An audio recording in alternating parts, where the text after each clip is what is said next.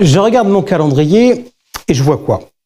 8 septembre, déclaration de politique générale de François Bayrou et probablement fin de ce gouvernement.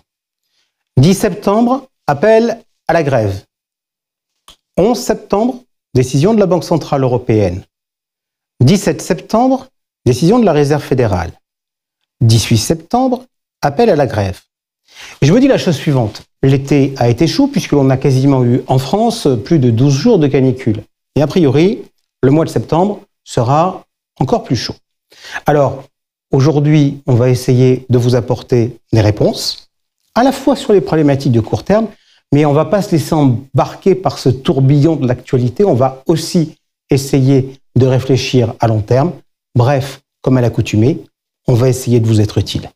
Générique. La Française, pôle d'expertise multispécialiste de gestion d'actifs du Crédit Mutuel Alliance Fédérale, vous présente Et plus encore.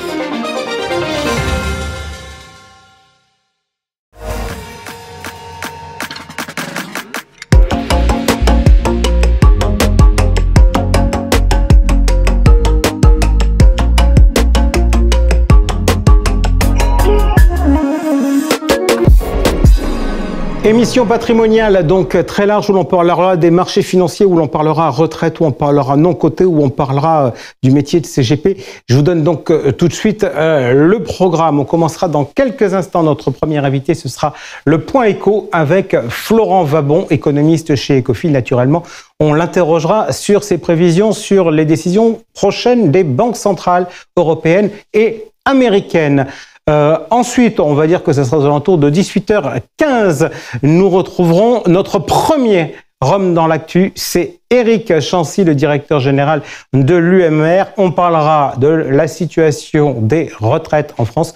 Puis vous avez vu qu'il y avait une actualité avec le rachat de Patrimofi. On en parlera aussi avec lui. Environ aux alentours de 19h25. Deuxième homme dans l'actu, Paul Moreno-Blosseville, qui est le président d'Opale Capital.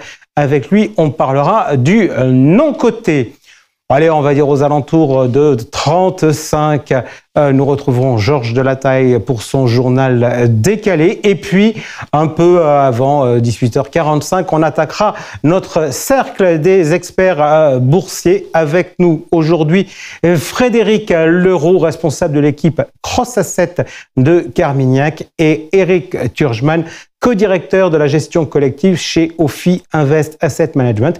Et puis, on terminera notre émission, on le retrouvera vraisemblablement aux alentours de 19h30, Philippe Feuille, le président de la compagnie des CGP, qui sera avec nous notamment pour faire un débrief de la convention de la compagnie qui avait eu lieu à Toulouse au mois de juillet et pour parler de l'avenir de la profession. Allez, on attaque tout de suite avec l'écho.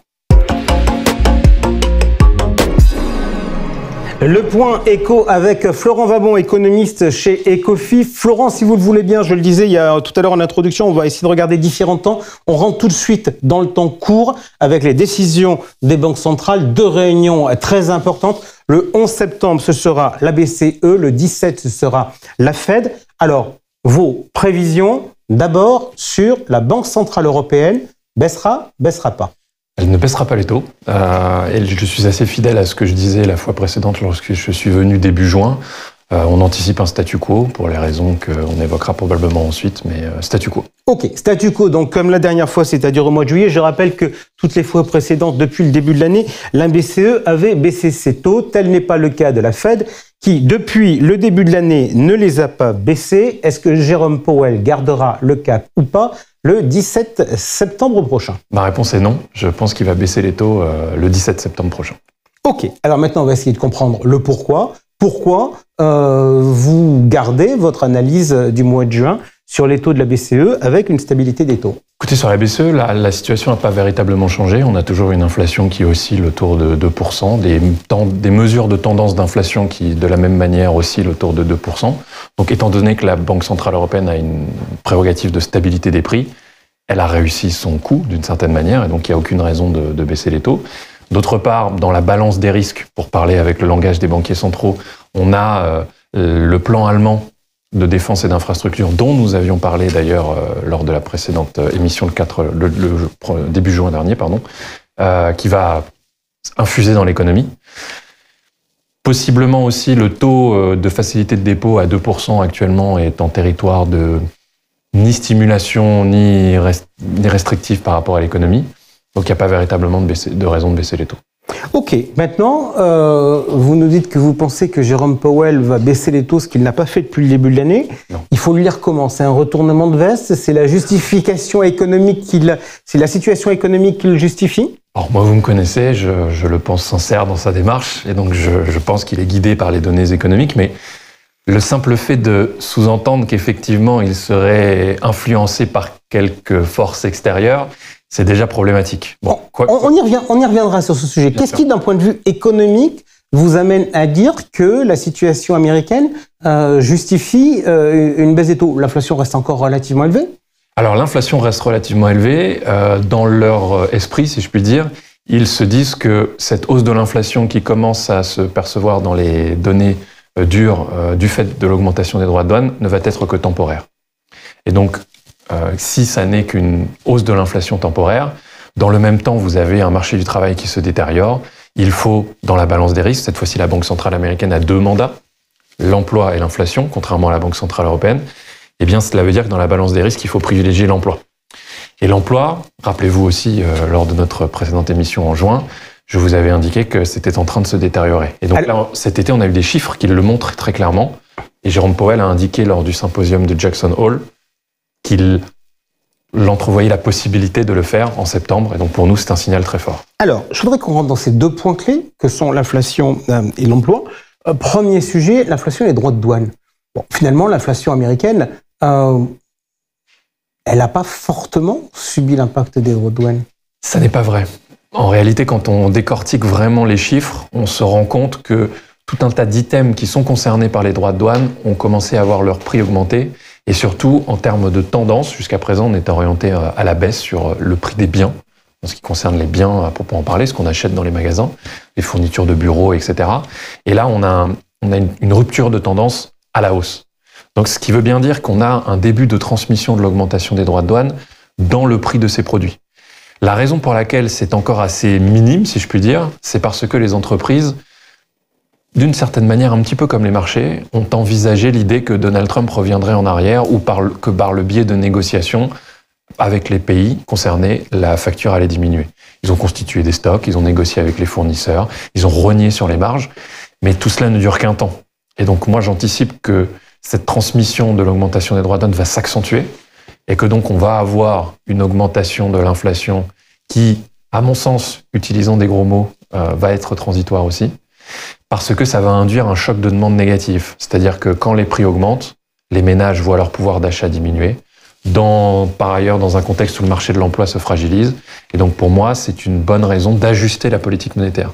J'insiste sur le terme ajuster parce que je ne considère pas qu'il faille baisser les taux énormément sur ce cycle. Or, les marchés, encore une fois, se sont lancés billes en tête en se disant que on rentrait dans un cycle de baisse. Vous dites c'est du calibrage, du fine-tuning, c'est-à-dire du calage de politique monétaire, mais pas fondamentalement un changement de politique monétaire. Oui, d'autant plus que les chiffres de l'emploi, probablement, la dégradation est liée au climat d'incertitude qui a été généré par Donald Trump. Et ça s'est un petit peu levé depuis. Alors, les chiffres de l'emploi, je voudrais vous entendre là-dessus aussi, parce que on en a souvent discuté dans nos échanges tous les 2 mois.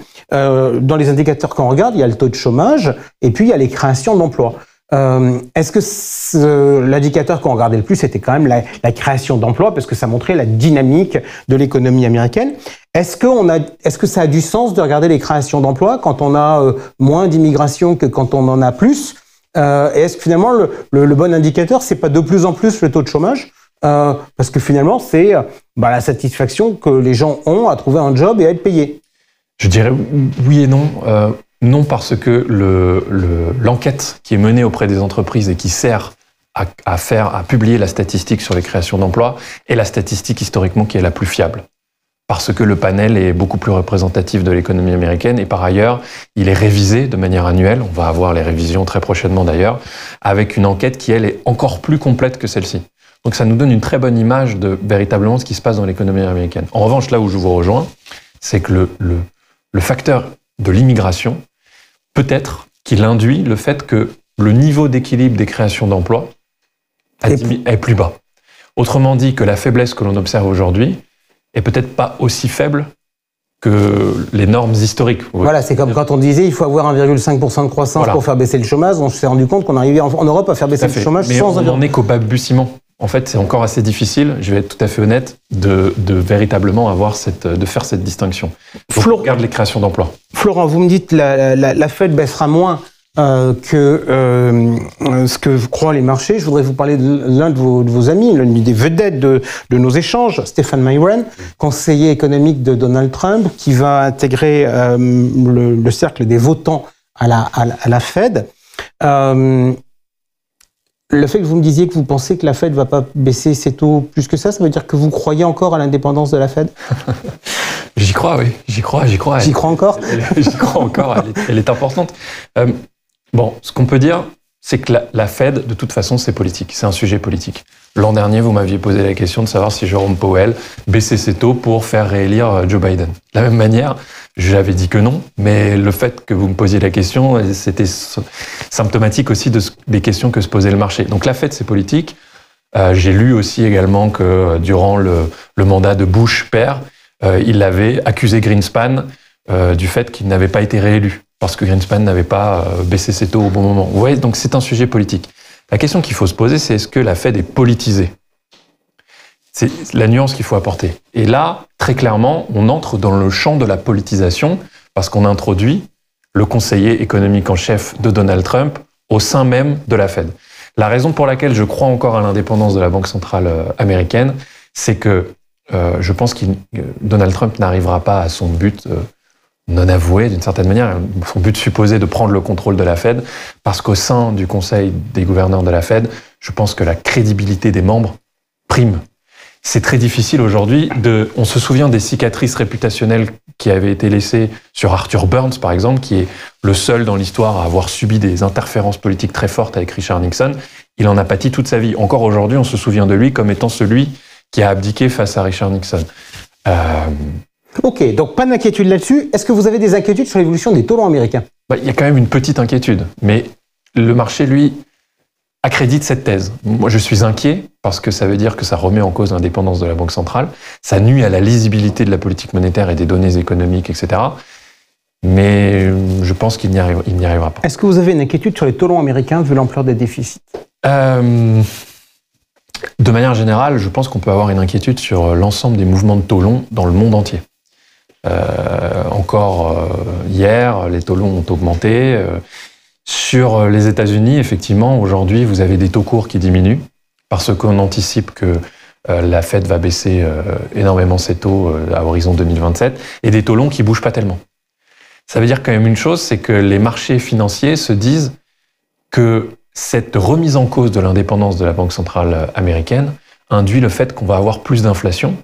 Parce que la vérité, c'est que lorsque vous avez une banque centrale qui est moins indépendante, le but, avoué, c'est de financer les déficits. Financer les déficits veut dire plus d'inflation. Et donc, les marchés financiers souhaitent obtenir un rendement, exigent un rendement supplémentaire pour pouvoir prêter aux États-Unis. Ça veut dire qu'on va revoir se reconstituer la prime de terme? Oui, c'est ce qu'on se dit depuis de nombreux mois maintenant, effectivement, oui. Et cette prime de terme, encore une fois, elle est mondiale. En termes d'allocation d'actifs, aujourd'hui, on fait quoi? On est prudent, comme la dernière fois. Alors peut-être qu'on l'avait été un peu avant, si je puis dire, un peu trop tôt. Aujourd'hui, c'est quand même en train de s'exprimer dans le marché. Il y a une prudence assez forte vis-à-vis notamment des hausses de taux que l'on voit un peu partout dans le monde. Donc les marchés d'actions sont sous pression. On continue de penser, donc ça c'est quand même une thèse assez forte, en lien avec tout ce qu'on vient de se dire, qu'il faut d'une certaine manière continuer à diversifier d'un point de vue géographique et que pour un investisseur en européen, les États-Unis, il faut non pas s'en délester, parce que ça reste le premier marché mondial, Trump ou pas, c'est les États-Unis, mais il faut être un peu plus prudent. Et sur les taux, sans surprise, prudence aussi. Réponse très courte, s'il vous plaît. Les États-Unis, c'est sympa, mais en fait, faut arrêter de parler des États-Unis. En fait, le marché reste très largement tiré par quelques valeurs, oui, notamment l'IA. Est-ce que ça peut continuer ad vitam aeternam? Alors, je ne suis pas devin et encore moins expert de l'intelligence artificielle, mais ce dont on se rend compte, c'est que d'une part, d'un point de vue financier, on a des valorisations qui sont extrêmement tendues. Dès qu'il y a une mauvaise nouvelle sur le front de l'intelligence artificielle, vous avez eu récemment des propos du fondateur d'OpenAI qui disait que probablement que la thématique de l'intelligence artificielle était en train avait créé une bulle et qu'elle allait peut-être exploser. D'autant plus que désormais, ça a une importance macroéconomique aussi.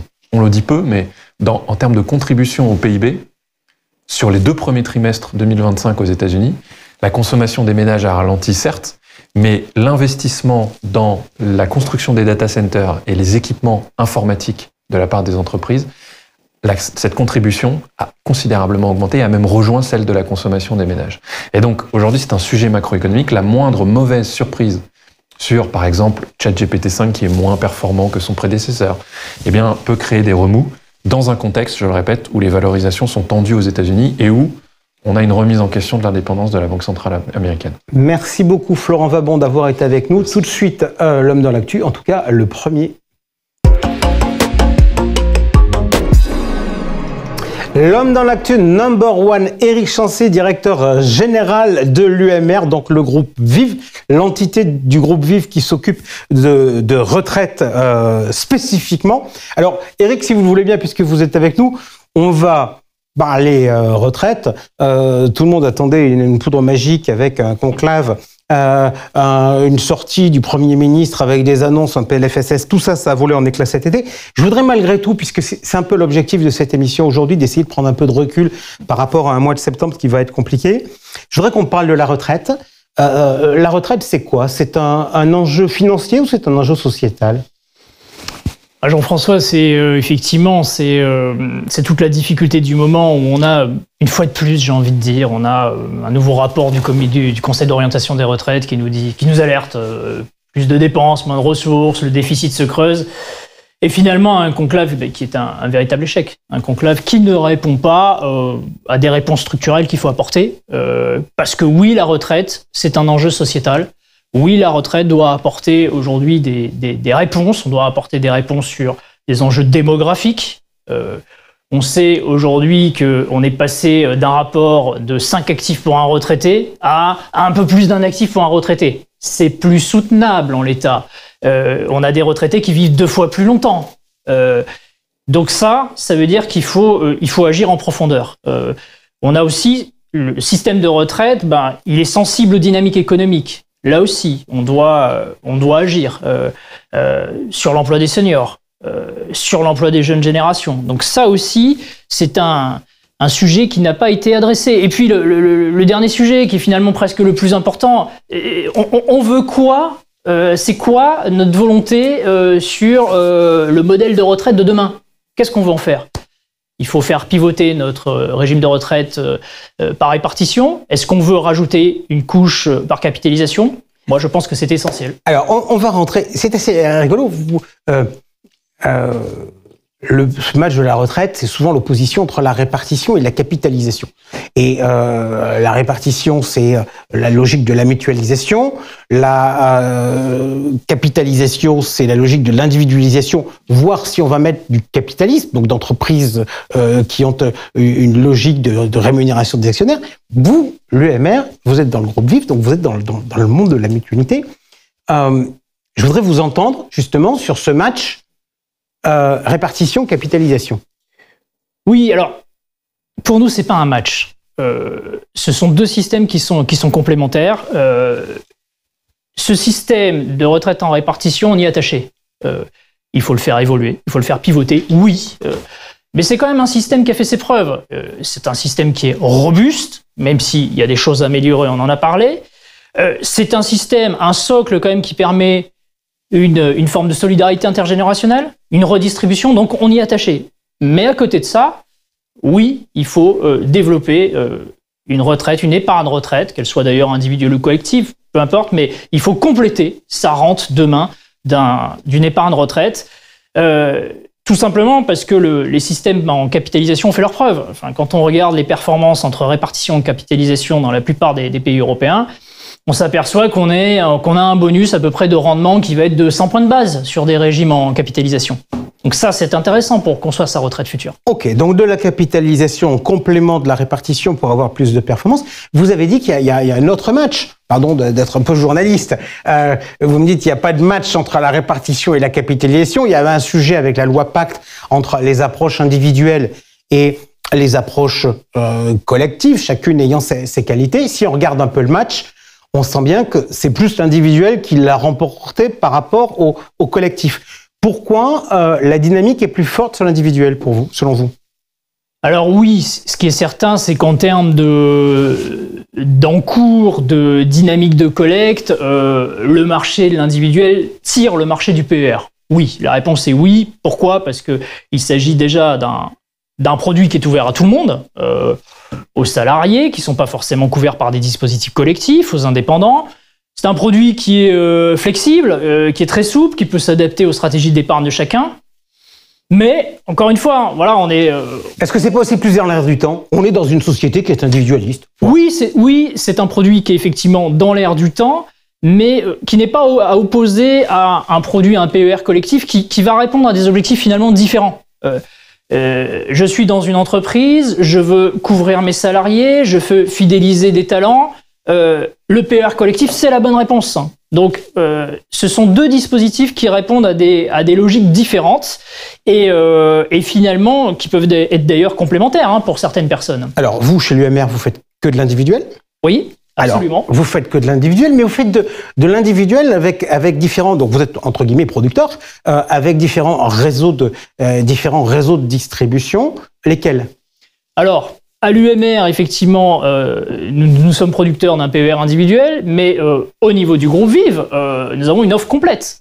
Nous proposons des PER individuels, mais également des PER collectifs. Donc, on a effectivement l'ensemble de la gamme qui permet justement de répondre à ces logiques-là, selon que vous soyez chef d'entreprise avec une volonté d'équiper vos salariés, de les fidéliser, ou selon que vous soyez dans une logique individuelle. On a les deux couvertures possibles. Si on regarde dans votre offre et si on regarde dans les comportements des clientèles, est-ce qu'il y a des différences entre, par exemple, vous travaillez avec Harmonie Mutuelle, vous travaillez avec la MGEN, vous travaillez avec des conseillers en gestion de patrimoine, on vous trouve sur des PER qui sont proposés en ligne. Quelles sont les différences de besoins? Quelles sont les différences d'offres? Et est-ce que vous voyez des différences de comportement de la part des clientèles? Oui, alors, au sein de l'UMR, on a vraiment fait le choix de développer, de marcher sur deux jambes finalement. Cet ADN mutualiste que nous avons avec nos partenaires maison, vous avez cité la MGEN, Harmonie Mutuelle, effectivement des produits qui répondent à nos adhérents, à notre ADN mutualiste. Et à côté de ça, bien, on a fait le choix de développer une deuxième jambe, si je puis dire, qui, elle, va adresser davantage le marché des conseillers en gestion de patrimoine, des banques privées, avec une approche de produits de PER dédiés, de PER sur mesure. Alors, PER sur mesure, ça veut dire quoi? Ça veut dire des options d'assurance qui sont construites avec le partenaire, ça veut dire un univers d'investissement qui est dédié également au partenaire, et puis des parcours digitaux qui sont aussi construits avec le partenaire, qui sont à sa main. Et donc ça, c'est vraiment un développement auquel on croit beaucoup, et à la fois ce développement vers les conseils en gestion de patrimoine, il permet aussi d'alimenter aussi d'innovation financière notre offre à destination de nos adhérents, de nos mutualistes. Sur le côté, il y a marqué « Un homme dans l'actu ». L'actualité des retraites, pour l'instant, a priori, elle va être un peu fermée avec la séquence politique qu'on va connaître. En revanche, il y a une actualité groupe Vive avec la prise de contrôle de Patrimofi. C'est quoi la stratégie?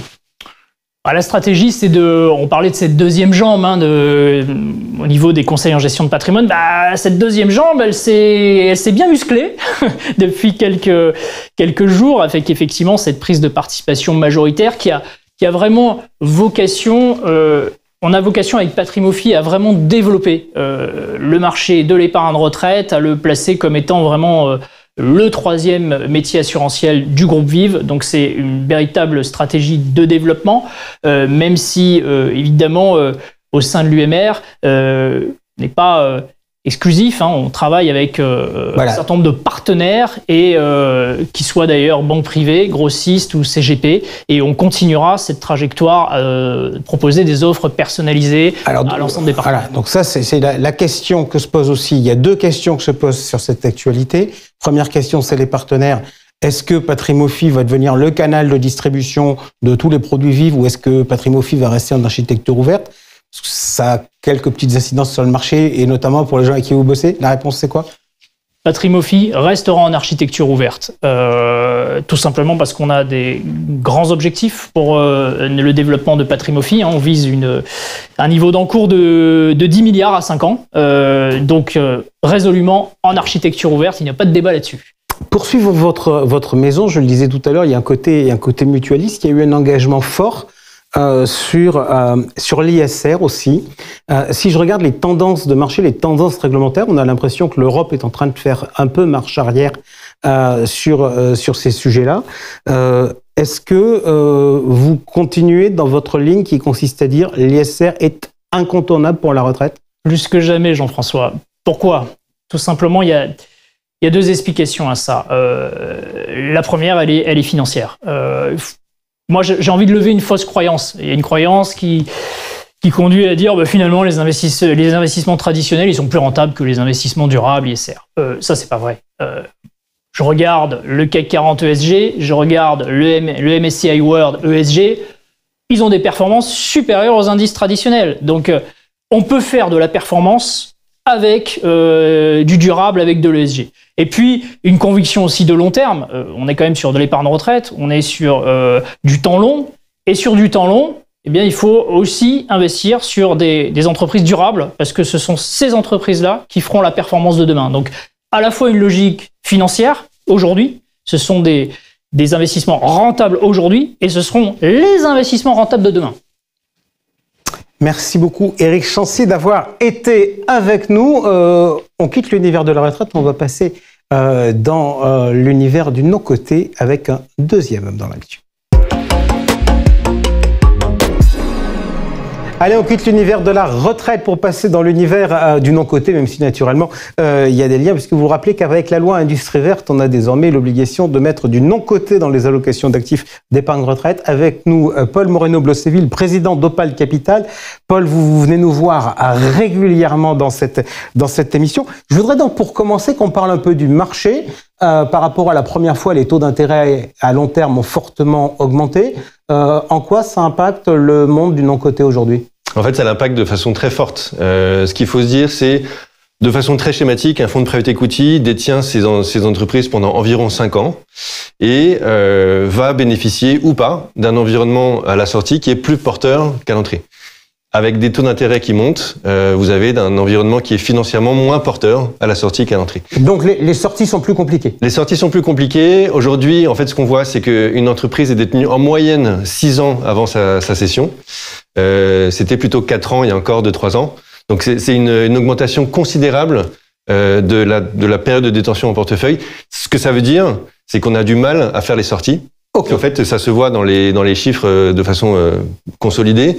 Aujourd'hui, on a une baisse des sorties, mais un effondrement du nombre de sorties. Okay. C'est-à-dire qu'il y a une concentration sur quelques très belles sorties, et puis après, plus rien ne se passe. Alors ça, on est en train de regarder la sortie, c'est-à-dire pour les investissements qui ont été faits auparavant. Oui. Est-ce que les délais se rallongent aussi au niveau de au niveau de l'entrée, c'est-à-dire au niveau de la collecte? Alors, et c'est tout à fait corrélé. Hein. C'est un institutionnel qui reçoit moins de distribution, en fait, il a moins redéployé. Et en fait, ça se constate.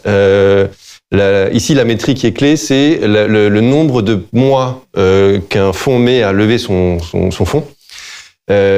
Aujourd'hui, on est à 26 mois en moyenne.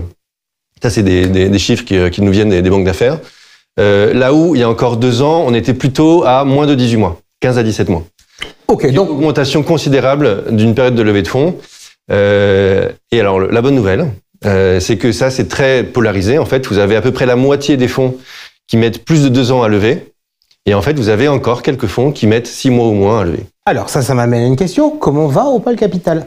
Alors, Opale Capital, finalement, se bénéficie de notre lecture du marché qui date déjà de longtemps. Alors, on rappelle, filiale de Tikehau Capital. On est une filiale de Tikehau Capital et en fait, ceci nous donne une lecture du marché qui est assez pointue et assez précise.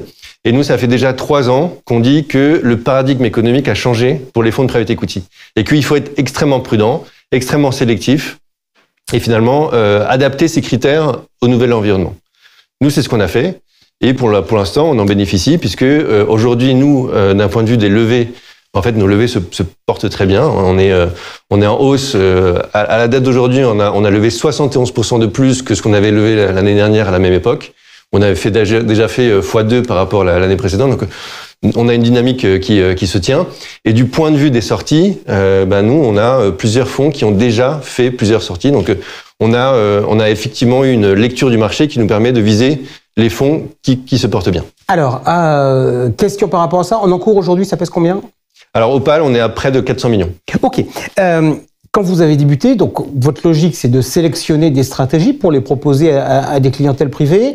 Au début, il y en avait une. Aujourd'hui, peu ou prou, vous avez combien de stratégies dans ce que vous proposez dans le marché actuel? Alors, il y a plusieurs façons de classifier ça, mais je dirais qu'on a 4 stratégies. 3 qui sont très défensives et une qui est plutôt offensive. Ok, on va les regarder si vous le voulez bien. Je reprends nos anciens échanges où on avait parlé d'une stratégie, c'était le secondaire. Ça nous ramène au sujet des difficultés de cession de parts. On en avait parlé, c'était après le Covid, où vous m'aviez dit le secondaire, on a lancé quelque chose là-dessus, c'est formidable, parce que il y a des investisseurs institutionnels qui sont stressés par la situation des marchés, par leurs ratios réglementaires, qui sont un peu vendeurs forcés. Donc aujourd'hui, est-ce que vous faites encore du secondaire? Alors, on fait toujours du secondaire. Et en fait, ce qui est très intéressant, c'est que la situation a évolué. À l'époque, effectivement, c'était des questions de ratio réglementaire qu'il fallait absolument tenir et qui faisaient que les institutionnels étaient des vendeurs forcés. Ce qui est intéressant, c'est qu'en fait, les institutionnels continuent à être des vendeurs forcés, mais pas pour la même raison. En fait, la raison aujourd'hui, c'est le fait qu'ils ont une faiblesse de distribution et qu'ils cherchent à maintenir une discipline de s'engager dans des nouveaux fonds tous les ans. Et en fait, ils veulent faire rouler leur position, donc grosso modo, ils ont besoin de sortir leurs anciennes positions parce qu'il n'y a pas de cession qui leur envoie du cash. C'est exactement ça. En fait, ils ont besoin de reconstituer leur trésorerie et pour reconstituer leur trésorerie, en fait, il n'y a pas 12 000 moyens. Il faut revendre des positions. Le type de décote qu'on a aujourd'hui quand vous achetez, c'est combien? On est, pour la plupart, on est à plus de 20% de décote encore maintenant. Ok. Et l'objectif, le TRI du produit qui est aujourd'hui commercialisé, il est escompté à combien? On tourne aux alentours de 15-16%. Ok. Donc ça, c'est du défensif. Ça fait partie des défensives. Ouais. Ok. Deuxième sujet, nous sommes le 2 septembre. C'était donc hier.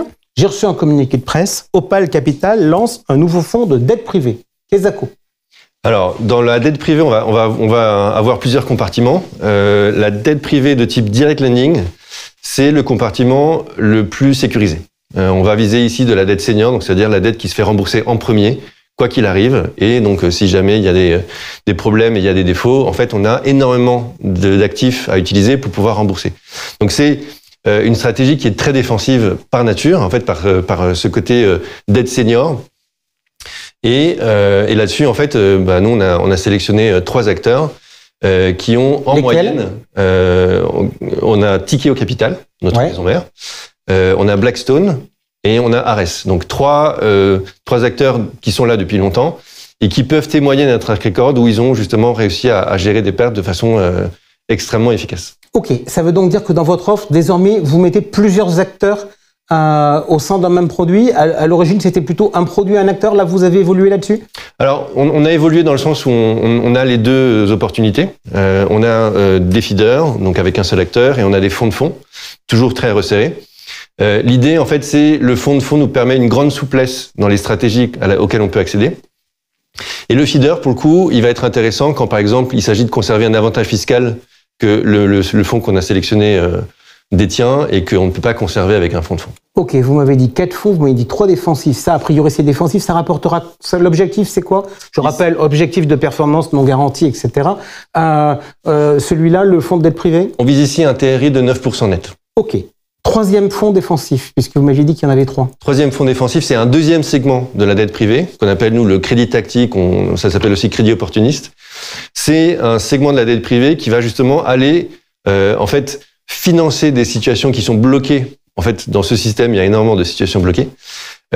Soit parce que vous avez une rigidité liée au format des investissements, soit parce que vous avez une rigidité liée à une incapacité de prendre une lecture économique réelle de la situation.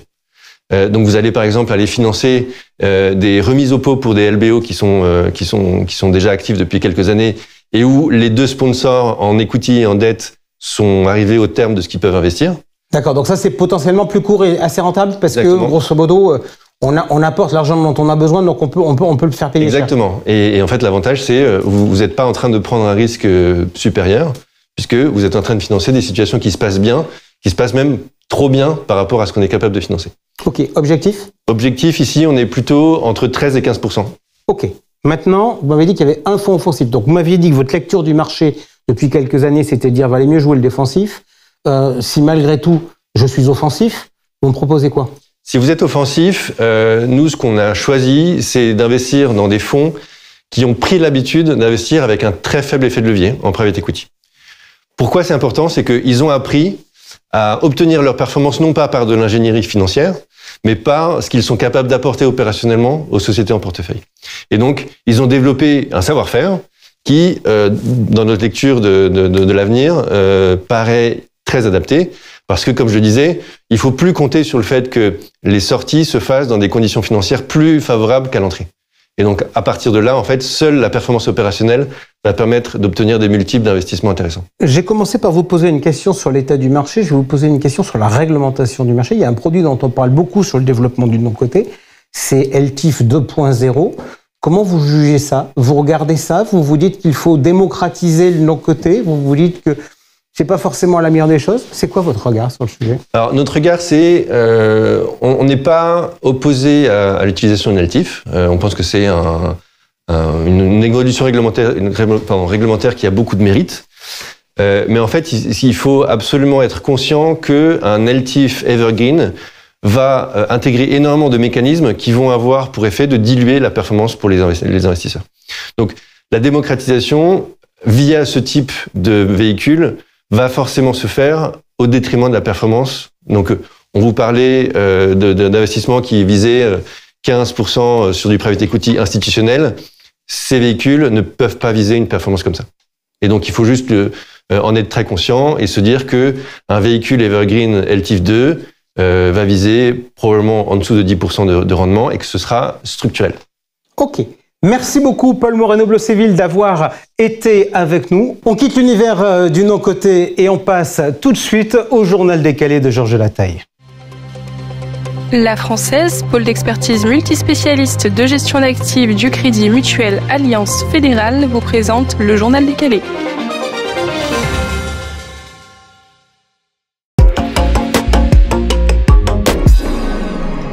Selon les derniers chiffres de l'ASPIM, les trois grandes catégories de fonds immobiliers, donc SCPI, OPCI et SCI, accessibles au grand public, suscitent de nouveau l'attrait des investisseurs. Ils ont même enregistré une collecte nette de 1,5 milliard d'euros au premier semestre 2025, en hausse de 29% par rapport à la même période en 2024. Si on regarde un peu plus en détail, du côté des SCPI, il y a une collecte nette forte, 2,2 milliards d'euros.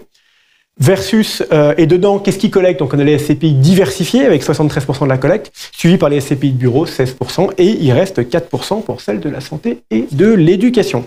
À l'inverse, les OPCI grand public, c'est pas terrible. Ça affiche une décollecte de 580 millions d'euros sur la même période, mais c'est une décollecte qui est quand même en amélioration de 54% par rapport à 2024, donc il y a un certain renouveau. Un petit zoom sur les acteurs, donc les trois plus grosses capitalisations, ça reste nos trois piliers du club expert, Praemia, Amundi et la Française, dont les chiffres s'améliorent. Ils représentent encore plus de 30% du marché pour la collecte nette. Les 6 leaders sont Corum, Arkéarem, Iroko, Aldéran, Atlan Voisin et Remake AM. On en retrouvera d'ailleurs certains le mois prochain, Jean-François. Ouais, petit commentaire par rapport à ça, ça s'améliore. Enfin, globalement, c'est quand même un marché à plusieurs vitesses, plusieurs vitesses selon les acteurs, plusieurs vitesses selon les réseaux de distribution. Donc, on ne va pas considérer que l'épisode de difficulté est totalement derrière. Disons qu'il y a un mieux. Autre sujet, Jean-François, le livret A. Le livret A, qu'est-ce qu'on peut dire ? On peut dire que cet beau produit d'épargne populaire touche le fond avec un rendement à 1,7%. 77% des Français, on adore les sondages, jugent son rendement tout simplement inacceptable. Le gouvernement, qu'est-ce qu'il voulait faire ? Il voulait réorienter l'épargne des Français vers l'investissement. Je crois que involontairement, ils ont réussi. La moitié des détenteurs de livret A envisagent de transférer 30% de leurs économies vers d'autres supports et 12% des Français veulent carrément le vider. Pour faire quoi ? L'assurance vie pour les prudents, mais aussi, tenez-vous bien, le crowdfunding, les SCPI et même les crypto-actifs pour 10% d'entre eux. Il trouve que 1,7% de rendement, c'est insuffisant et qu'il vaut mieux viser sur des cryptoactifs qui sont, comme tout le monde le sait, pas du tout volatiles, pas du tout risqués, tout à fait le même genre de placement. Rassurez-vous, le français reste assez schizophrène parce que 37% des possesseurs de livret A, enfin détenteurs, se disent prêts à investir ailleurs uniquement si le risque est modéré. Là, c'est plus compliqué de trouver d'autres produits. La bonne nouvelle, si on veut tenir par ça, c'est que les Français ont encore plus besoin de conseils, encore plus besoin d'accompagnement. Et Jean-François, je vais vous laisser trouver les 3 lettres de la solution. Je ne sais pas, mais juste en revanche, ce que j'ai envie de vous dire... CGP. Ok. Ce que j'ai envie de vous dire là-dessus, c'est que c'est assez intéressant. Et les assureurs peuvent dire merci à François Villeroy-de-Galhau, qui a quand même capé le taux du livret A à une époque où il aurait dû monter pour protéger l'assurance vie et pour éviter d'avoir des sorties massives en assurance vie. On voit bien aujourd'hui le report qu'il y a du livret A vers l'assurance vie, avec l'assurance vie qui sort des chiffres qui sont absolument remarquables. Deuxième petite remarque d'un point de vue pédagogie financière, les Français ils sont mignons, mais 1,7% si on compare par rapport à une inflation qui était à 0,9 le mois dernier, c'est quand même un gain de pouvoir d'achat. Donc il y a aussi une bonne gestion, je dirais, de stabilité financière de la part du gouverneur et encore de la pédagogie à faire auprès des ménages. Je dis ça, je dis rien. Tout à fait clair. La rentrée va être très sport, on a l'occasion, enfin on en parle dans le point écho, dans le débat, on a de tous les côtés, c'est le bordel. On a une super belle alliance Russie, Chine, Corée du Nord. On a la guerre en Ukraine dont on ne voit pas la fin, alors que notre cher ami Donald devait la terminer en quelques jours. Pour rester chez Donald Trump, on a l'impact des droits de douane, on va voir ce que ça donnait. En France, on a un gouvernement qui très probablement va tomber lundi prochain. Et du coup, on se dit, les marchés financiers risquent d'avoir le dernier mot et c'est pas bien encourageant. On voit que les taux de la dette française, entre autres à 10 ans, augmentent et qu'on est totalement décroché par l'Allemagne, qu'on dépasse l'Espagne, qu'on se rapproche de l'Italie. On a un CAC 40 qui est en super petite forme, très terre à terre et très bête. Et j'ai suivi vos conseils, Jean-François, quand on compare le CAC 40, ses performances au l'Eurostock 500, donc à l'Europe, qu'est-ce qu'on fait? Le CAC 40 fait 4%, l'Eurostock fait le double. C'était à peu près pareil en 2024. Bref, on est totalement décroché. Aujourd'hui, on n'a pas les réponses, on ne sait pas très bien ce qui va se passer, mais en tout cas, on voit quelque chose, c'est que ça pourrait fortement influer sur la capacité d'épargne des Français de deux côtés. Soit ils vont épargner énormément parce qu'ils ont peur, soit ils pourront moins épargner, mais en tout cas, c'est certainement un momentum très fort pour les CGP dans lesquels ils vont devoir vraiment accompagner les épargnants français. Je suis d'accord avec vous, Georges. Je reprends votre expression, c'est le bordel. Et en général, c'est effectivement un espace favorable au CGP qui amène du conseil à des clients qui sont inquiets et qui ont envie d'être rassurés. Le bordel, on va essayer de le regarder actuellement sur les marchés financiers en prenant aussi de la distance. Tout de suite, le club des experts boursiers.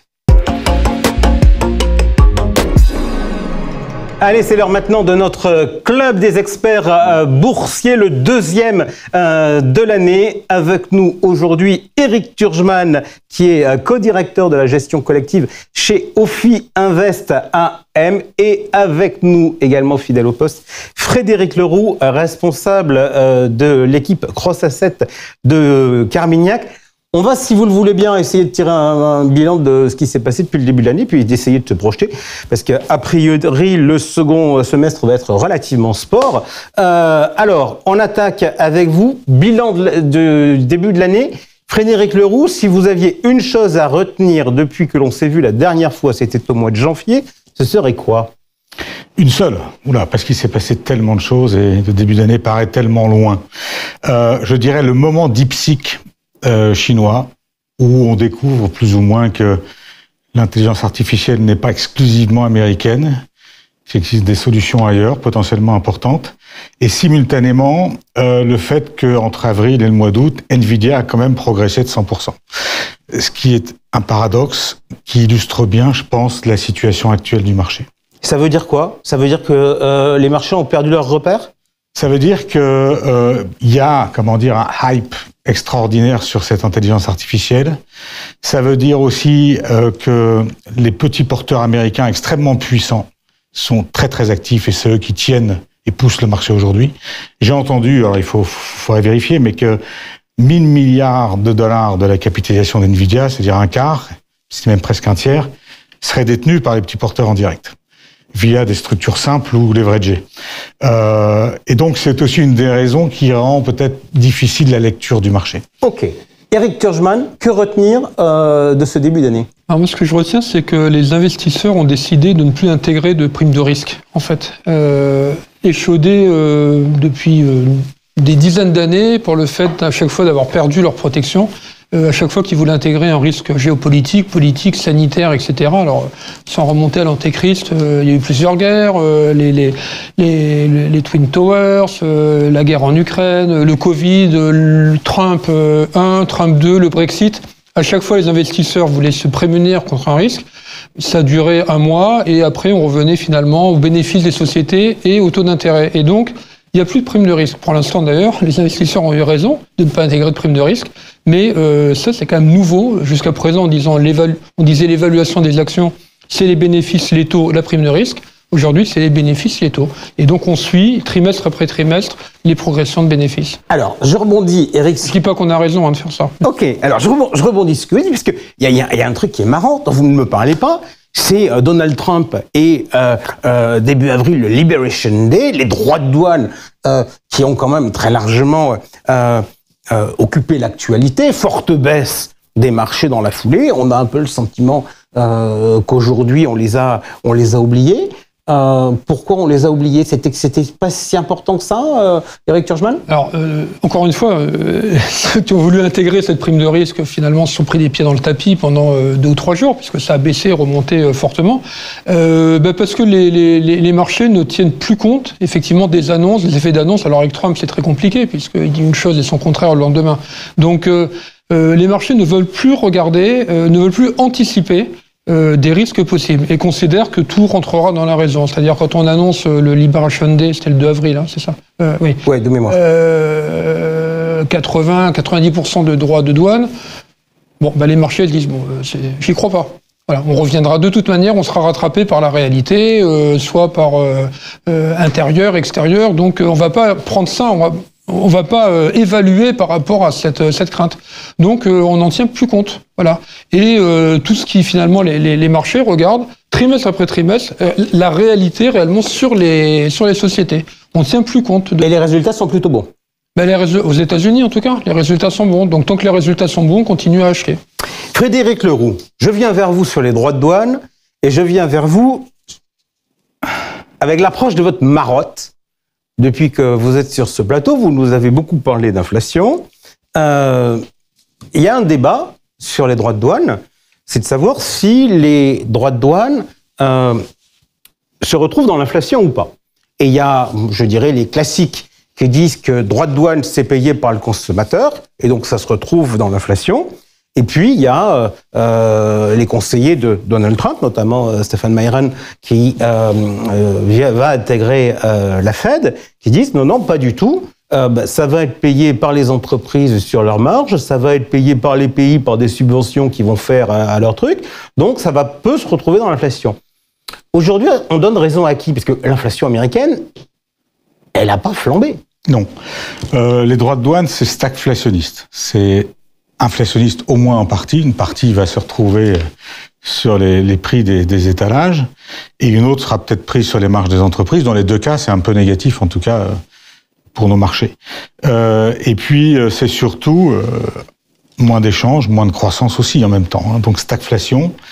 Moi, ce que j'ai envie de dire, c'est que ces droits de douane, qui finalement sont bien mis en œuvre à 15%, donc, contrairement à ce que croyait le marché, beaucoup d'observateurs, Trump ne s'est pas dégonflé, pour traduire en français cette Trump always chickens out. Il n'a pas de chicken out, il a simplement appliqué sa méthode écrite et diffusée à 3 millions d'exemplaires du Art of the Deal. Je commence, je sidère, et donc après, je rends plus acceptable les menaces, et donc qui peuvent se réaliser. C'est ce qu'il a fait, c'est ce qu'il fait à peu près sur l'ensemble des négociations en cours. Ce que je veux dire, c'est que ces droits de douane, c'est un signe fort de la démondialisation qui peut-être commence. Trump a été élu un peu pour ça, par la classe moyenne américaine, qui veut que on s'occupe d'elle et non pas des autres. Et donc c'est un peu dans cette mouvance inflationniste que je décris effectivement depuis un certain temps chez vous. Cette démondialisation, c'est nécessairement le début ou une contribution structurelle à l'inflation, dès l'instant où la mondialisation elle-même était un facteur majeur de désinflation via la désinflation ricardienne, la spécialisation géographique des productions. Eric Turgeman, vous partagez ce sentiment de dire que... Alors, est-ce que c'est que Trump, est-ce que c'était pas d'ailleurs quelque chose qui avait été un peu existant auparavant, parce qu'on voit bien quand on regarde l'état des démocraties qu'elles sont pas en très grande forme. On parlera peut-être tout à l'heure de la situation française, que les populations sont pas forcément en adéquation avec leurs dirigeants. Est-ce que cette démondialisation, ce repli sur soi, c'est aussi quelque chose que vous intégrez chez Ophi Invest AM ? Oui, on voit bien. La démondialisation, c'est assez évident. Sur les droits de douane, là, pour compléter, il n'y a pas encore le plein effet des droits de douane. C'est pour ça qu'on ne le voit pas forcément dans l'inflation. C'est-à-dire que je crois qu'aujourd'hui, on va monter à 18% en moyenne, et c'est pas encore le cas. Et puis surtout, ce qui a été le pass-through, comme on dit, ce qui a été repassé aux consommateurs, on en est à 20%, et normalement, on va atterrir un peu plus haut. Donc les chiffres d'inflation dus aux droits de douane vont se voir dans les trimestres à venir. Donc il y en aura un peu quand même. Voilà. Repli sur soi, oui. Mais pas que. Enfin, moi, ce qui me marque, c'est surtout on est en plein dedans, hein, les réunions on va dire, les anti-occidentaux, hein, pour faire simple. Ça, c'est quelque chose de très marquant, parce que ça fédère tout le monde, finalement. À part l'Europe et les États-Unis, et puis on va dire Japon, Australie, il y a un bloc qui, en termes de nombre d'habitants, est bien supérieur à l'autre, qui est en train de se former autour de la Chine, autour de la Russie. On rajoute la Corée du Nord, le Brésil, etc. Ça, c'est pas complètement neutre. Et ça aura, on va en reparler, mais des conséquences sur les devises, etc. Ça n'a rien à voir avec ce qu'il y avait il y a 30 ans, et même du temps du rideau de fer et de l'Union soviétique. Il y a quelque chose à intégrer là-dessus. Ça veut dire qu'il faut que maintenant, on change complètement notre mode de pensée ? C'est vrai qu'on a eu une démonstration de force en Chine en cours, d'ailleurs. En cours, ouais. Avec beaucoup de missiles, beaucoup d'avions, beaucoup d'armes, et en disant qu'il y a le camp de la paix, il y a le camp de la guerre, et qu'a priori, ceux qui montraient les armes considéraient qu'ils étaient le camp de la paix. Réfléchir autrement, certainement. Enfin, dès l'instant où on a la conviction que j'ai, avec laquelle je vis sur les marchés dans ma gestion d'une façon nette, on a connu 40 ans de désinflation, et pour moi, on a démarré un certain nombre d'années d'un cycle inflationniste. Et donc... Et juste une petite parenthèse, pour être très franc... À laquelle, d'ailleurs, ou auquel la géopolitique contribue, et va contribuer. Il nous arrive parfois de poursuivre les débats après l'émission. Vous m'aviez parlé d'un fonds sur lequel vous travaillez, un fonds... pour lutter, profiter de l'inflation. Il est ouvert enfin ? Eh bien, il est ouvert. Il a été ouvert en juillet à l'ensemble de notre clientèle européenne. Et c'est intéressant. C'est-à-dire que ça fait 2-3 ans que je parle d'inflation. Il fallait que quelque chose arrive pour permettre à nos clients de s'affranchir des effets négatifs, en tout cas pour ceux qui croient à l'inflation, ou pour ceux qui comprennent la diversification qu'une gestion tiltée inflation amène par rapport à la structure actuelle des portefeuilles qui sont très longue duration, de l'immobilier, du private equity, de la tech américaine. Un fonds inflation, on va aller un petit peu couvrir tout ça par de la duration très courte, voire short. Et donc, ça s'intègre parfaitement bien dans une allocation globale de portefeuille. Ok, c'est un compartiment de la luxembourgeoise ? Absolument. Ok. Carmignac Inflation Solution. Ok. Carmignac, portfolio... Portfolio Inflation Solution. Ouais. D'accord. CPI, donc, comme Consumer Price Index. Voilà. C'est un clin d'œil. Ok, Eric, je reviens vers vous. Vous m'avez dit il y a de cela quelques instants, pour l'instant, on n'a pas tout vu dans des droits de douane dans l'inflation. Donc ça m'amène à ouvrir un chapitre au mois de septembre, le 18, il y aura une réunion de la Fed. Vous attendez quoi de la Fed ? À très court terme, septembre, une baisse des taux, c'est quasiment annoncé. Enfin, pour nous, ça va se faire.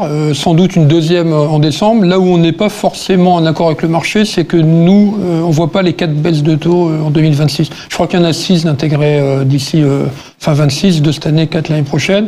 On est un peu moins dovish chez Ophi, et on pense que ça pourrait s'arrêter à 2 cette année et 2 l'année prochaine.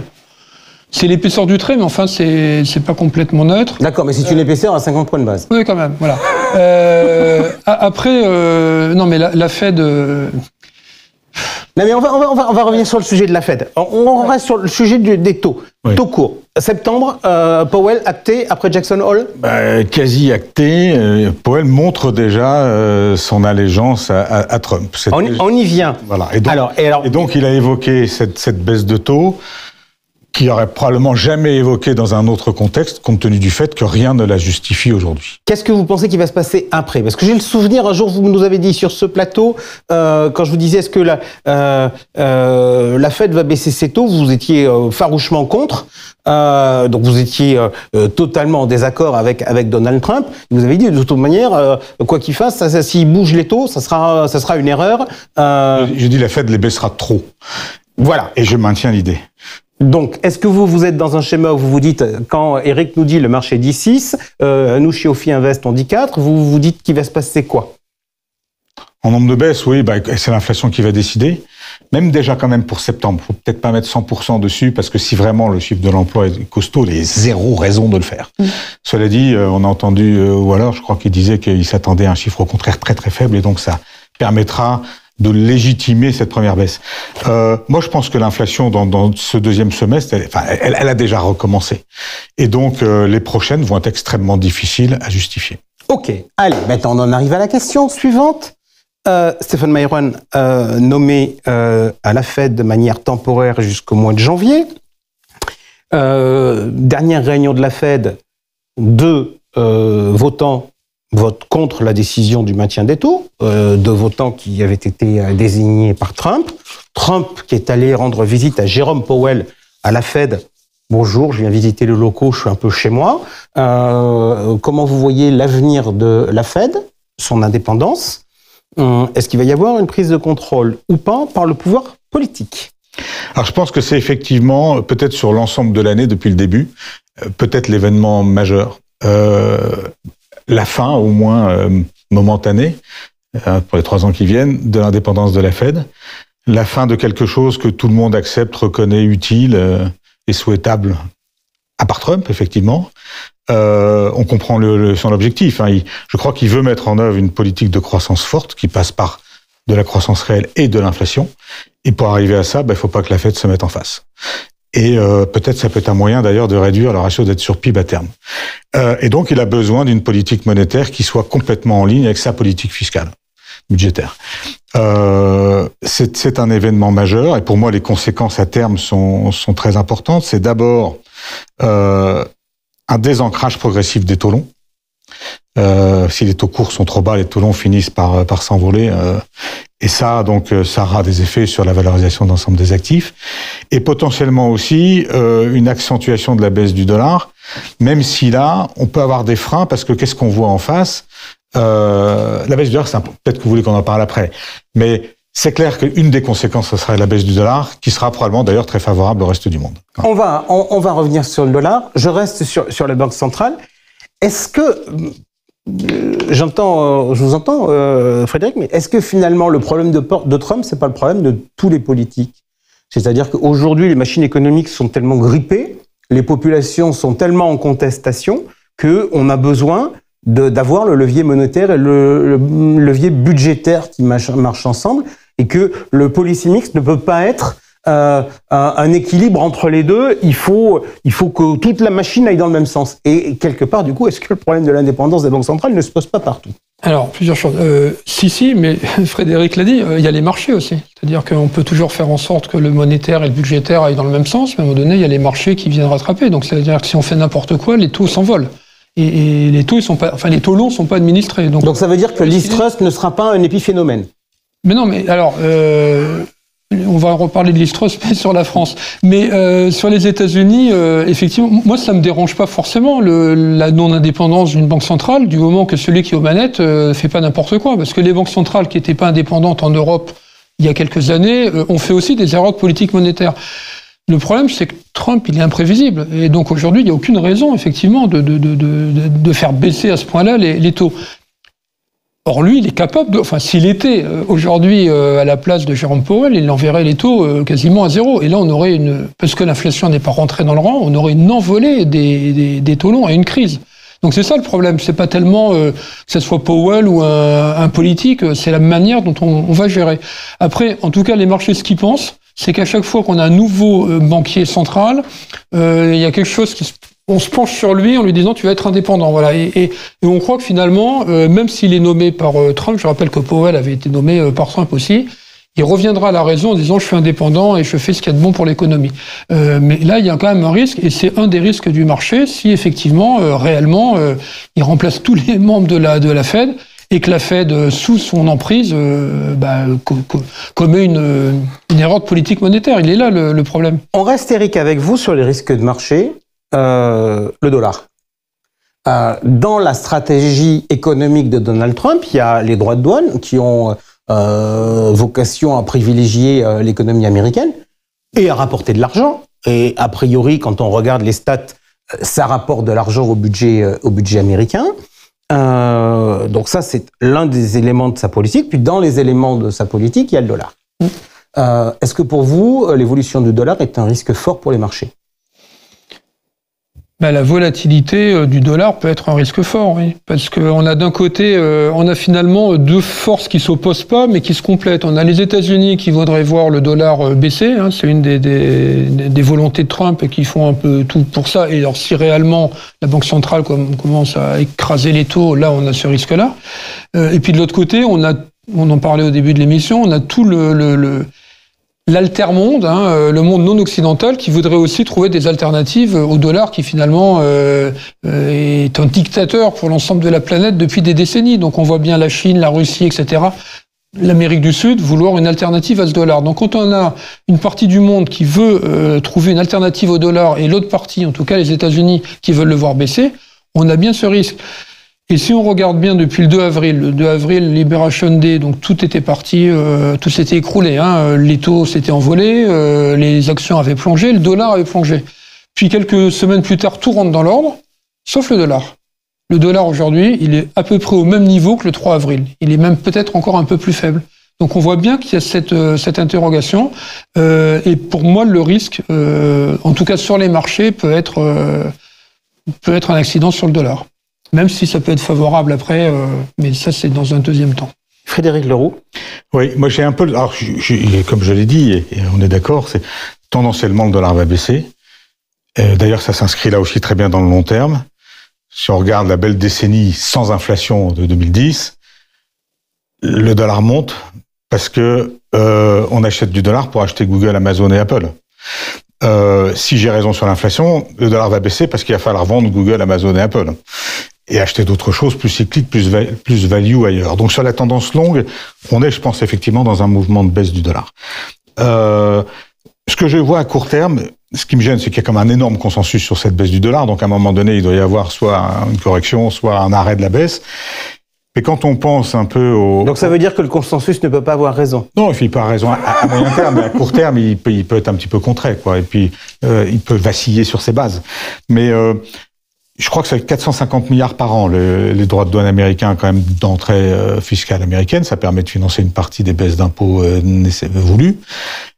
Si on a un développement de cette pseudo-nationalisation des entreprises américaines qui bénéficient trop soit des subsides, soit des commandes américaines, et que ça se traduise par un partage des profits, c'est un petit peu vers ça qu'on se dirige, on a aussi là un deuxième facteur d'amélioration des comptes publics qui peut-être à terme ralentir la faiblesse du dollar, puisque ralentir le désamour des étrangers à l'égard du financement de la dette américaine. Bon, mais en tendance, je pense que l'histoire longue, c'est la baisse du dollar, qui traditionnellement est très favorable aux pays émergents. Et ce qui est d'ailleurs très très intéressant dans le contexte actuel, vous avez parlé du rassemblement sino-russo-nord-coréen. Les Chinois comprennent que ça va être plus compliqué d'exporter beaucoup de leur surproduction chez nous et chez les Américains. Il va falloir que d'abord eux consomment, qu'eux aussi ils vendent à leurs camarades du Sud. Et donc les pressions déflationnistes, elles risquent de se concentrer sur les camarades du Sud, beaucoup moins que chez nous. Et donc on aura des pays développés avec une inflation relativement forte et des valos qui baissent, et les pays émergents avec une désinflation et des valos qui montent. Et donc effectivement, il faut penser différemment de ce à quoi on s'est habitué au cours des 15 années passées. Alors, on va en reparler et j'imagine qu'on va retrouver tout ça dans vos allocations d'actifs qu'on abordera dans quelques instants. Je vais poursuivre le raisonnement tout à l'heure.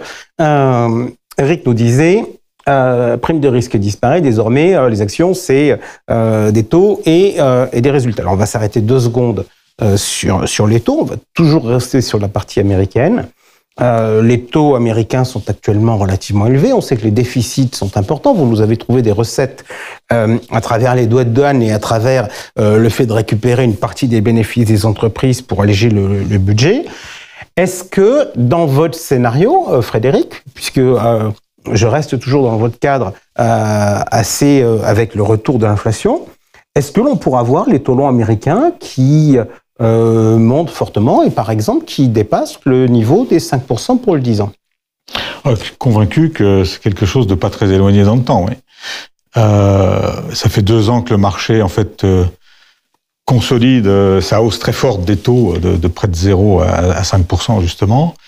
Le marché prend son élan, réfléchit avant de faire une deuxième vague de hausse qui va être le résultat, j'imagine, de taux courts trop bas, d'une inflation un peu généralisée dans l'univers développé, qui va aussi pousser des taux longs à la hausse, et toujours d'une certaine défiance des étrangers quant au financement de la dette américaine. Donc on peut passer le 5 ?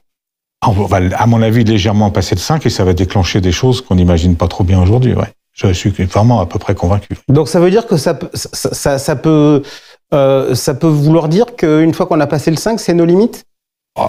Jamais nos limites, mais on ira sensiblement plus haut. Ouais. Il faut quand même avoir en tête que 5%, c'était pas très haut par rapport à une inflation à 9,2. Et en plus, les 5 se sont faits quand l'inflation a baissé. Enfin, quand même. Mais 5 par rapport, je pense, au régime moyen d'inflation dans les 10 années qui viennent, c'est bas. Vous avez ce genre de scénario chez Ophi Invest où vous êtes plus entre guillemets consensuel que... Non, on n'a pas... Enfin, j'entends ce que dit Frédéric, et ça a beaucoup de sens. On n'a pas ces prévisions-là au-dessus de 5, sauf grosse erreur de politique monétaire. Là, auquel cas, oui. Donc, Powell qui cède à Trump et les taux qui... Les Fed Funds qui emmènent à 2%, enfin voilà, là oui. Mais sinon, on n'a pas ce niveau-là parce qu'on pense que c'est pas beaucoup mieux, mais qu'il y aura quand même des freins à la croissance à un moment donné et que ça l'emportera à un moment donné sur l'inflation. Voilà. Sinon, c'est la stagflation. Alors là, faut partir de tout.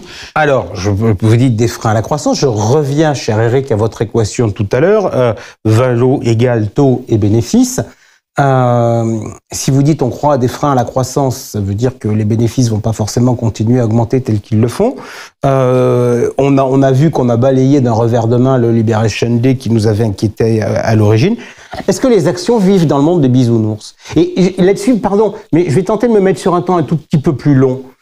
Depuis 2022, les taux longs augmentent partout à travers le monde.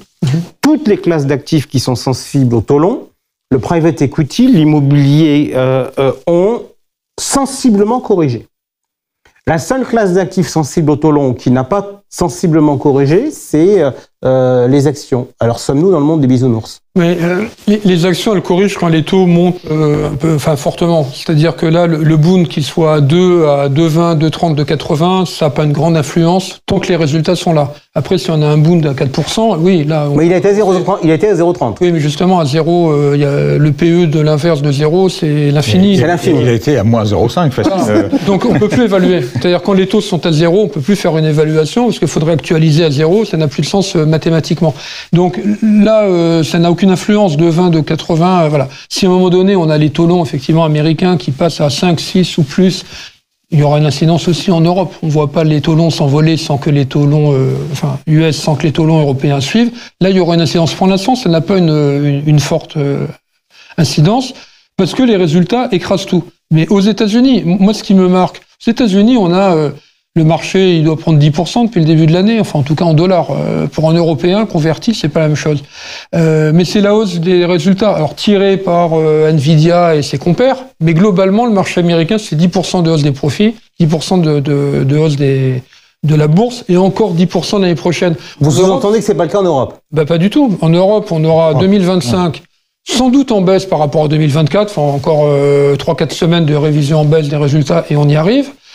Et n'oublions pas que 2024, c'était une baisse par rapport à 2023, des résultats. Donc on a en 2025 des résultats globalement sur l'Eurostock qui seront en baisse par rapport à 2023 et un marché qui n'a fait que monter. C'est pour ça qu'il n'y a plus de prime de risque.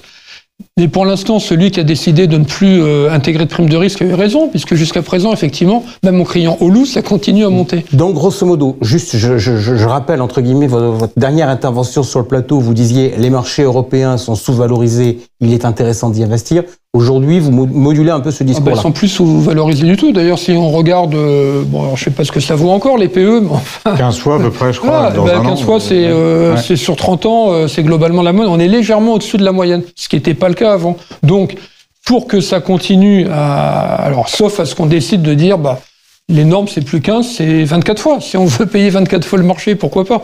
Mais si on reste dans la moyenne, même sans prime de risque, il faut soit que les résultats, il y a un nouveau souffle, on le voit pas trop, soit que les taux s'écroulent complètement, mais ça non plus, on le voit pas trop. Donc, on voit pas un fort potentiel sur les actions. Avant qu'on ne rentre dans vos recommandations en termes d'allocation d'actifs, je voudrais clore ce chapitre qui était quand même très largement américain. Il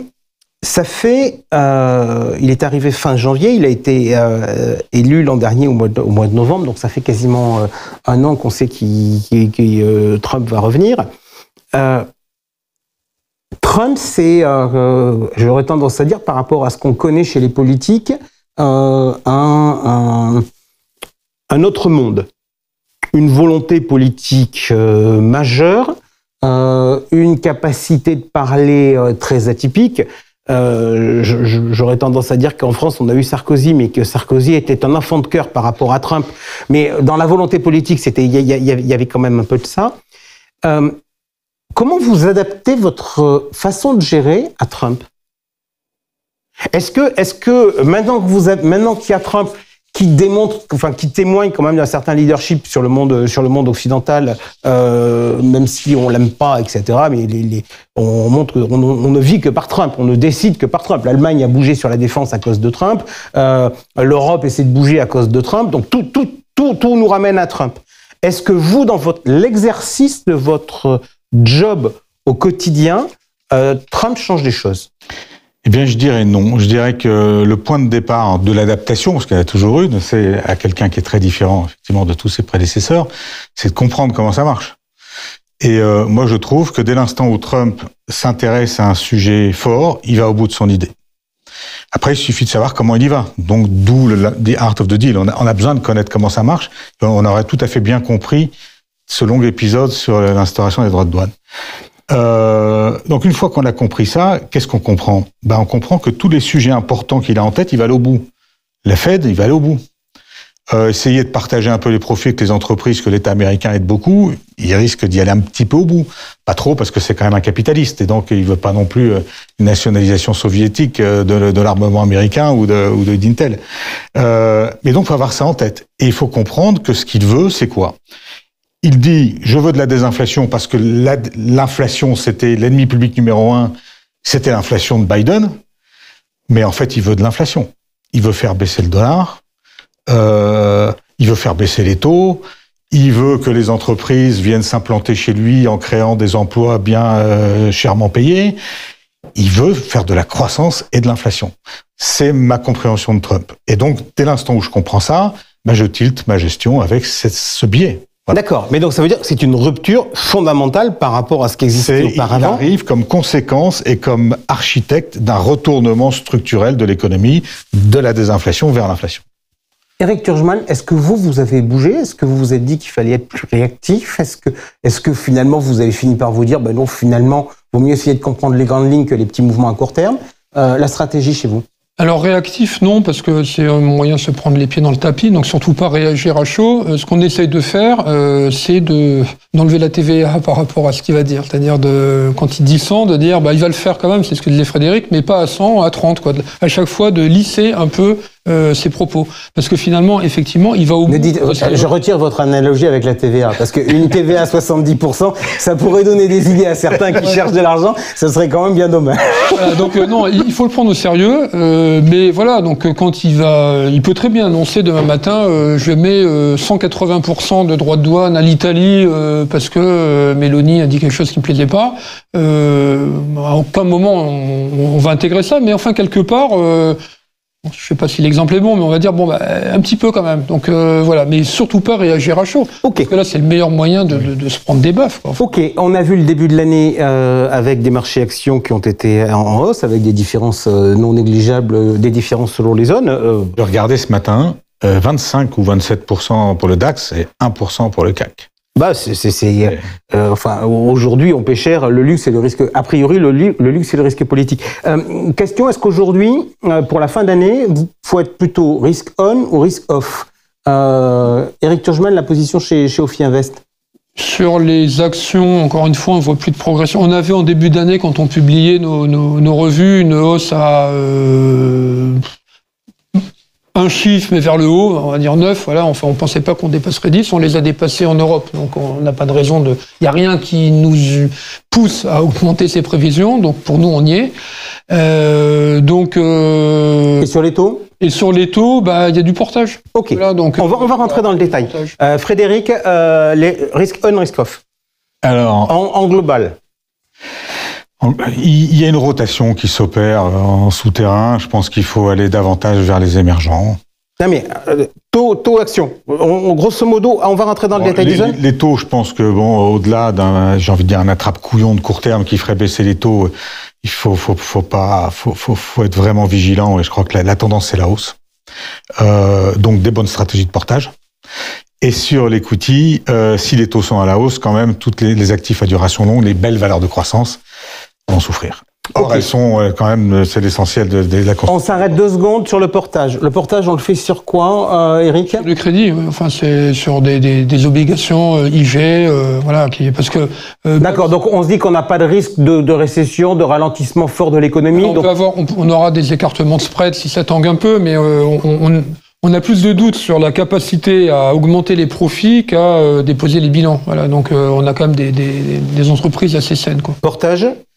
Portage, donc crédit, peut-être un petit peu plus loin que l'investment grade. Il y a quand même des bonnes choses à faire dans les qualités un petit peu moins élevées.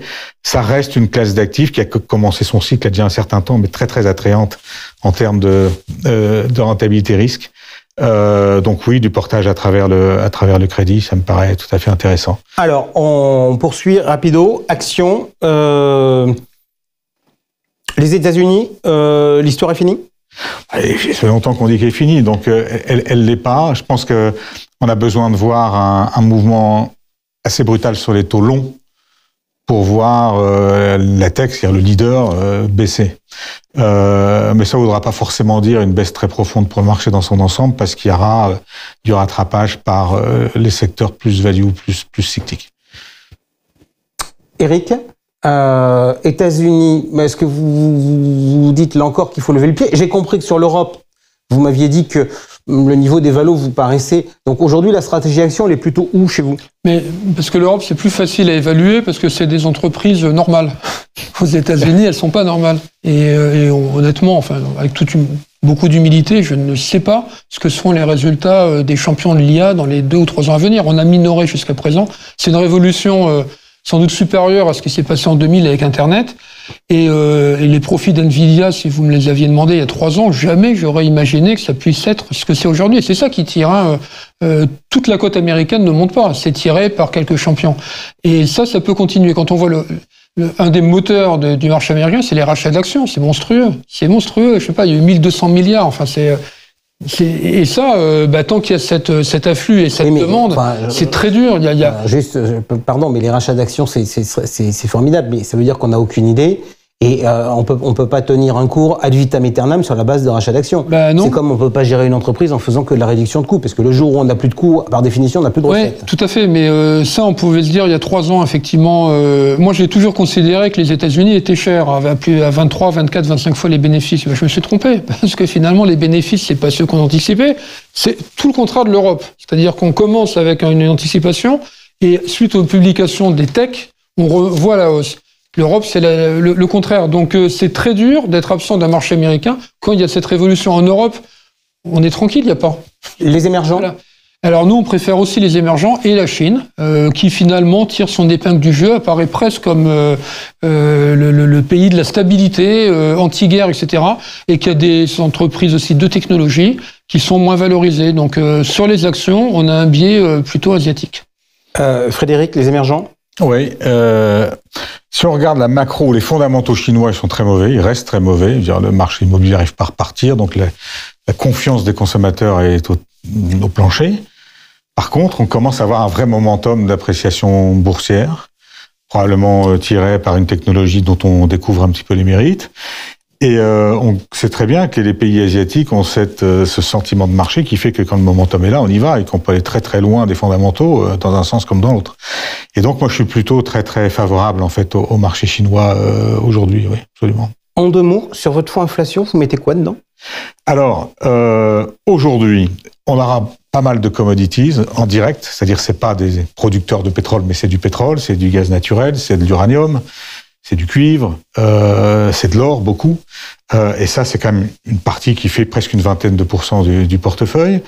Sur la partie action, on a aujourd'hui peut-être une expo de l'ordre de 30%, mais très, très, très biaisée vers la Chine et très biaisée anti-actif à duration longue, donc anti-tech. C'est-à-dire qu'en gros, c'est un fonds qui aura tendance à être long Chine, short tech.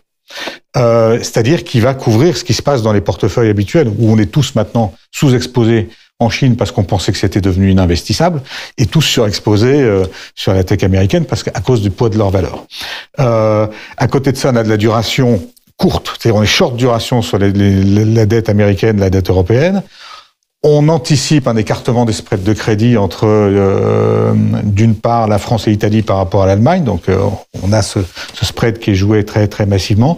Et surtout, on a structurellement une exposition directe à l'inflation future à travers les swaps d'inflation. 5 points de duration aujourd'hui. On anticipe que dans 5 ans, eh bien, l'inflation donc moyenne... vous considérez que le marché ne price pas correctement l'inflation future? Il y a que, apparemment, d'une certaine façon, sur l'or qu'on le voit un petit peu clairement maintenant. Mais on ne le voit pas sur les actions, on ne le voit pas sur les taux, on le voit encore moins sur l'inflation anticipée. Ça m'amène à une question chez Ophi Invest qui est de la gestion sur les matières premières, plutôt sur des producteurs que directement sur les matières, mais grosso modo, les matières premières, c'est quelque chose qui est un élément de diversification pour vous? Clairement, alors nous, on a des fonds là-dessus, on aime l'or, et là...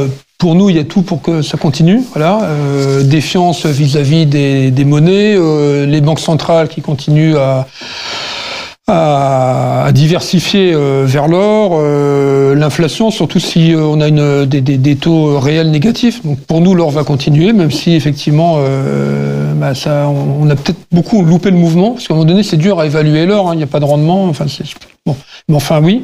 Et au-delà de ça, les métaux précieux, toujours aussi, oui, parce qu'il y a un déséquilibre sauf récession mondiale. Les métaux, cuivre, aluminium, etc., platine, c'est quand même lié à l'économie. Donc si on a un effondrement de l'économie, ça suivra pas. C'est pas notre vue.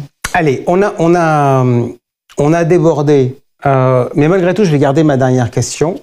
Parce que je veux que cette émission soit l'occasion pour les conseillers en gestion de patrimoine et les distributeurs de réfléchir avec nous. Je mets bout à bout les différents éléments que vous m'avez donnés. Eric, vous venez de me dire, l'or, il n'y a pas de rendement, donc c'est des choses qui sont difficiles à évaluer. Frédéric, tout à l'heure, vous m'avez dit en lisant Trump, il y a un truc qu'il faut comprendre de Trump, c'est que quand il a une idée en tête, on sait qu'il ira.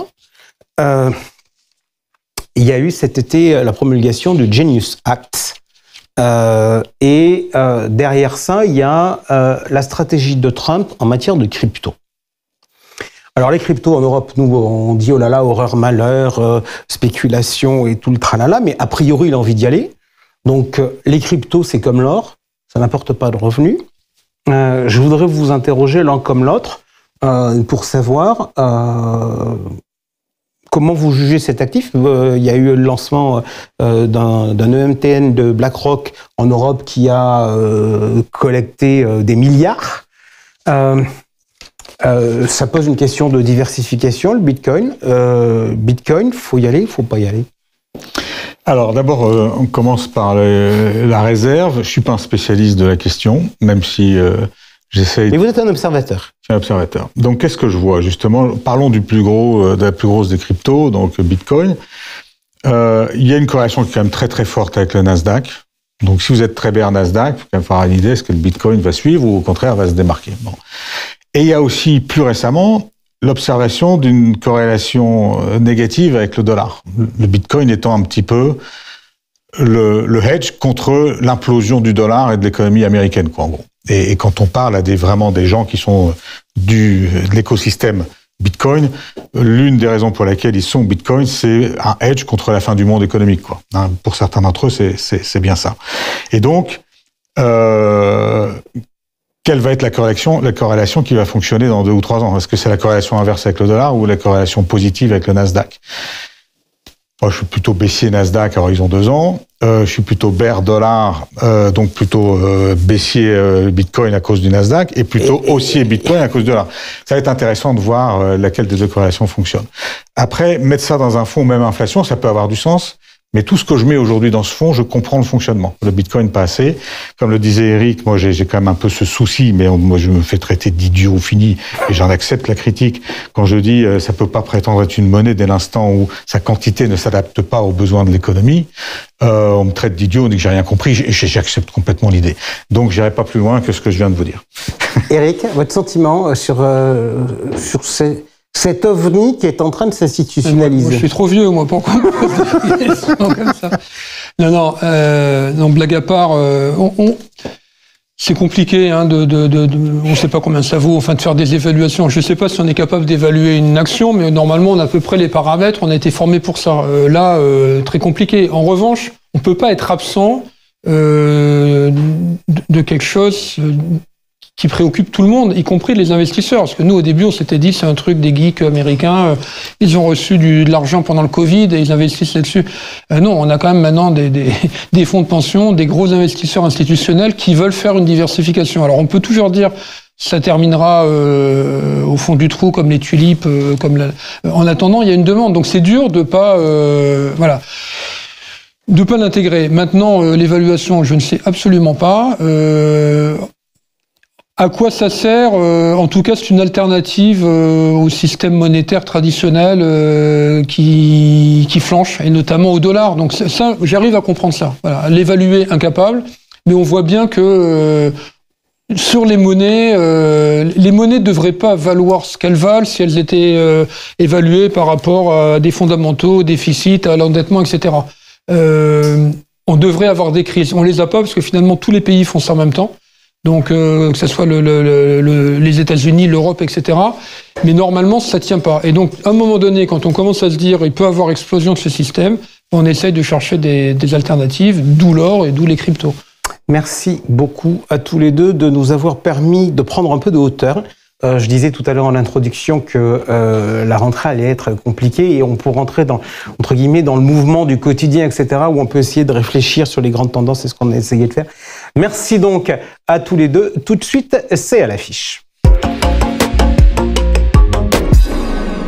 À l'affiche, l'homme avec qui je vais pouvoir dire jaune, mauve, rose sans me faire reprendre. Pourquoi? Parce qu'il est lui aussi en lien avec la région bordelaise. Philippe Feuille, le président de la compagnie des CGP, est avec nous. Philippe, déjà, on va faire une petite présentation. La compagnie des CGP, comme on dit dans le sud, Quesaco. Quesaco, très simple, 4 associations professionnelles, une fédération, une société de formation voulue depuis quelques années pour apporter une belle valeur d'expertise à nos adhérents. Alors, 4 associations professionnelles, on va les citer. SIF, Initial, l'IAS, l'IOB et donc l'IMO. Ok. En chiffres, ça représente à peu près combien d'adhérents? Jusque-là, 3000 adhérents. Ok. Est-ce qu'il y a un esprit?